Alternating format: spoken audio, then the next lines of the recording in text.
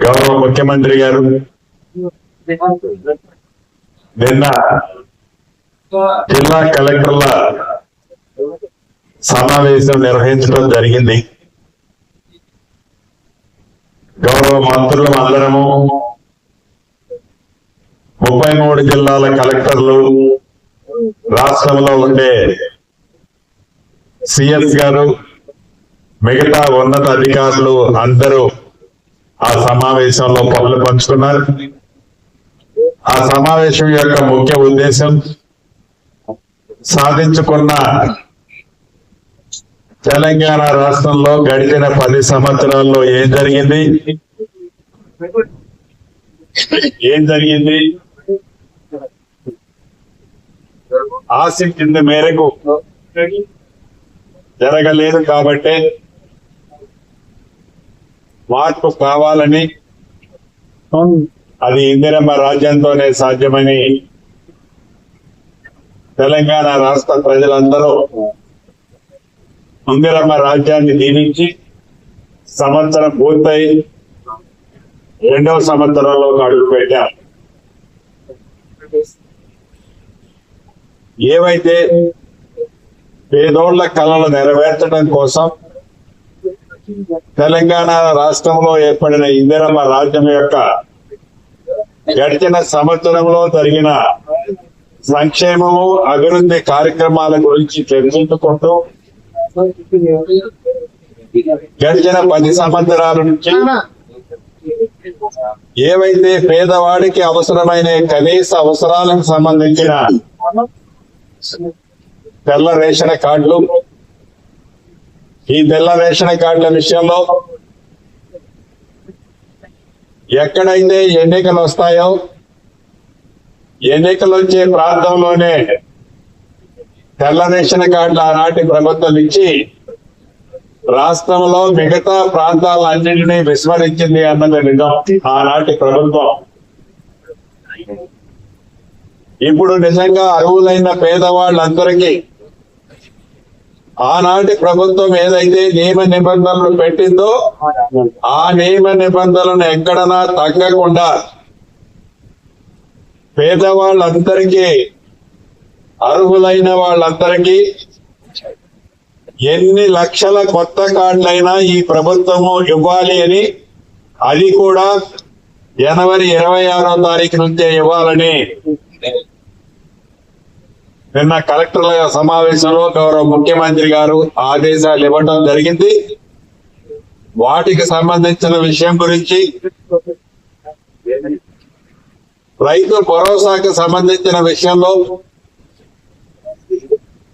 ఆనాడు రైతు బంధు పేరుతో మొదటిసారి ప్రతి సంవత్సరము ఎకరానికి 8,000 రూపాయలు ఆనాటి ప్రభుత్వం ఇచ్చింది.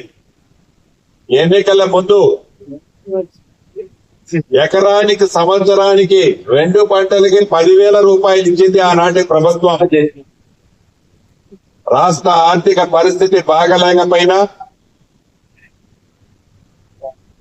పీకల దాకా ఈ రాష్ట్రాన్ని అప్పుల్లో ఆనాటి ప్రభుత్వం కూర్చిన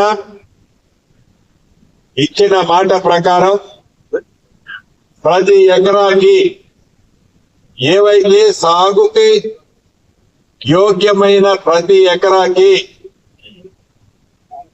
సంవత్సరానికి 12,000 రూపాయలు ఇవ్వాలని, అది కూడా జనవరి 26వ తారీఖు నుంచి ఇచ్చే కార్యక్రమాన్ని ప్రారంభించే విధంగా గౌరవ ముఖ్యమంత్రి గారు కలెక్టర్లకు ఆదేశాలు ఇవ్వడం జరిగింది. అదే రకంగా ఇక్కడున్న మీడియా మిత్రులు, రాష్ట్రంలో ఉండే అనేక మంది మీడియా మిత్రులు అనేక సందర్భాల్లో మా నాయకులను అడుగుతుండగా మీరు విన్నారు, అన్న భూమి ఉన్నోళ్ళకి రైతు భరోసా ఇస్తున్నావు, రైతు బంధు ఇస్తున్నావు, రుణమాఫీ చేస్తున్నావు, ధాన్యం పండిస్తే బోనస్ అదనంగా ఇస్తున్నావు, మరి భూమి లేని నిరుపేదల పరిస్థితి ఏంటన్నా అని అనేక సందర్భాల్లో అడగటం జరిగింది. దాన్ని దృష్టిలో పెట్టుకొని ఇందిరమ్మ ప్రభుత్వం అంటేనే పేదోడు ప్రభుత్వం కాబట్టి, కొడుకు బలహీన దళిత గిరిజన ప్రభుత్వం కాబట్టి, భూమి లేని నిరుపేద ప్రతి కుటుంబానికి సంవత్సరానికి 12,000 రూపాయల చొప్పున 2 విడతలుగా 6,000 చొప్పున ఇచ్చే కార్యక్రమాన్ని జనవరి 26వ తారీఖు నాడు శ్రీకారం చుట్టడం జరుగుతుంది. ఇక 4వ అంశం, నా శాఖకు సంబంధించిన అంశం, ఇందిరమ్మ ఇల్లు. ఇందిరమ్మ ఇల్లు అంటేనే ఇందిరమ్మ రాజ్యం. ఇందిరమ్మ రాజ్యం అంటే ప్రతి పేదవాడికి గుర్తొచ్చేది ఇందిరమ్మ బొమ్మ వారి గుండెల్లో చిరస్థాయిగా ఉందో ఆ కళను నెరవేర్చే కార్యక్రమాన్ని సైంటిఫిక్ గా ఏదో ఉత్తుత్త మాటలు చెప్పకుండా మన ఇందిరమ్మ ప్రభుత్వం ఏర్పడిన కొత్తలో ప్రజల వద్దకే పాలన కార్యక్రమంలో భాగంగా అధికారులని ప్రతి ఇంటికి పంపించినప్పుడు రాష్ట్ర వ్యాప్తంగా వారికి ఉన్న సమస్యలు 1,15,00,000 అప్లికేషన్లు వచ్చాయి. దాంట్లో 80,60,000 అప్లికేషన్లు ఇళ్లు కావాలని అడిగిన వాళ్ళు ఉన్నారు. ఈ 80,60,000 అప్లికేషన్లలో ఎవరు ఎలిజిబుల్ చూడటం కోసం డిసెంబర్ 5వ తారీఖు నాడు ఒక యాప్ని ప్రారంభించి ఇప్పటి వరకు సుమారు 72 లక్షల మందిని ఒక్క జిహెచ్ఎంసీ పరిధిలో తప్ప రూరల్ ప్రాంతంలో ఉంటే అప్లై చేసిన ప్రతి ఒక్కళ్ళని ఇందిరమ్మ యాప్ ద్వారా వాళ్ళ వివరాలు సేకరించాం. ఇందిరమ్మ ఇల్లు ఇచ్చే కార్యక్రమాన్ని కూడా 26వ తారీఖు నాడు గ్రామ సభలో ఇందిరమ్మ ఇళ్ల కోసం గ్రామ సభ, రైతు భరోసా ఇచ్చే దాంట్లో కూడా ఆ గ్రామంలో ఏవైతే కొండలు, గుట్టలు, వాగులు, వంకలు, చెరువులు ఏదైతే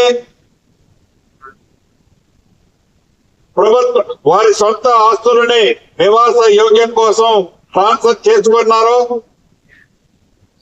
ఏదైతే వారి సొంత భూములని ఇండస్ట్రీస్ కోసం ట్రాన్స్ఫర్ చేశారో, ఏ స్థలాల్లో అయితే ఇల్లు కట్టుకోవటానికి అర్హతలు పొంది గత ప్రభుత్వంలో ఇందాక నేను చెప్పిన అన్నిటికీ కూడా ఆనాటి ప్రభుత్వం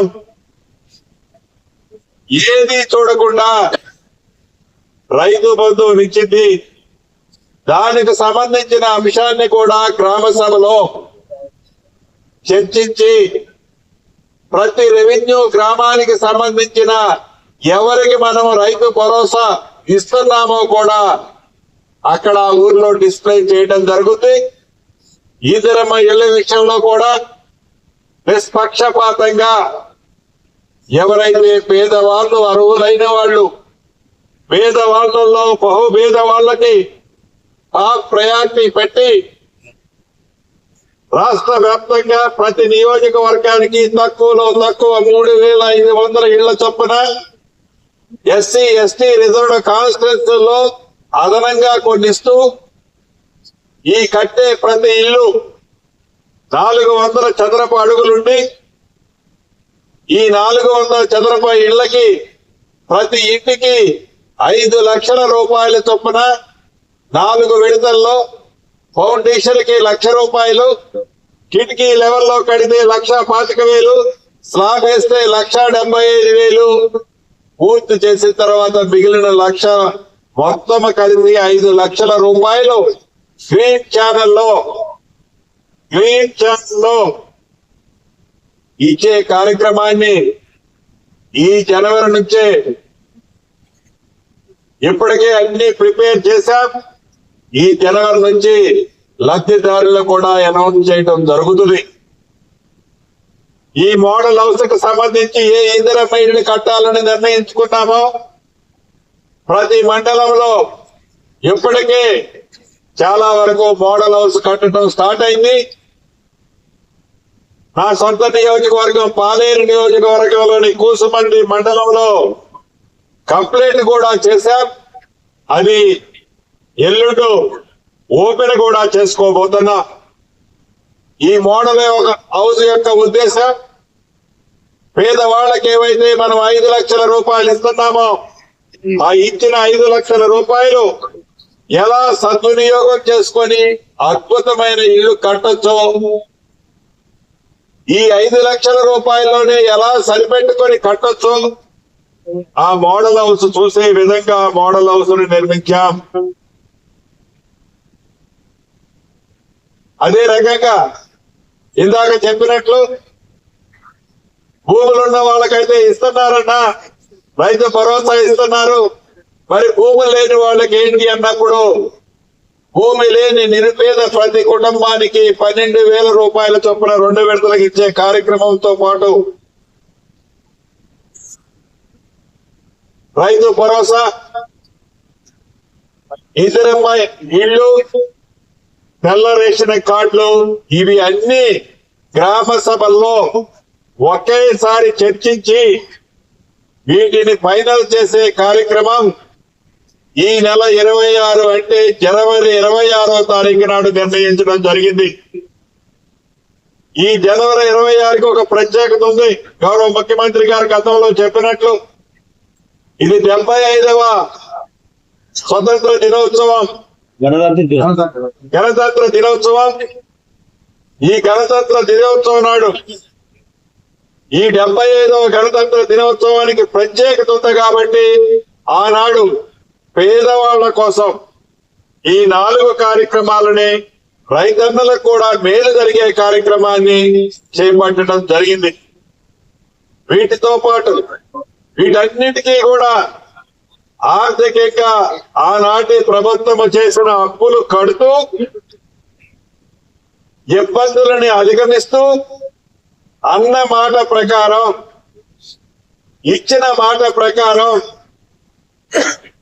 ఈ 4టిని పూర్తి చేస్తూ ఇంకా 1-2 కార్యక్రమాలు కూడా ఉన్నాయి. భవిష్యత్తులో వాటిని కూడా ఒక్క మాట కూడా తప్పకుండా పూర్తి చేసే కార్యక్రమాన్ని ఇందిరమ్మ ప్రభుత్వంలో చేపడుతున్నాము అని యావత్ తెలంగాణ ప్రజలకి మీ ద్వారా మనస్ఫూర్తిగా తెలియజేసుకుంటూ మరొక్కసారి రాష్ట్ర ప్రజలందరికీ తెలంగాణ రాష్ట్ర ప్రభుత్వ పక్షాన, గౌరవ ముఖ్యమంత్రి రేవంత్ రెడ్డి గారి పక్షాన, నా పక్షాన సంక్రాంతి శుభాకాంక్షలు.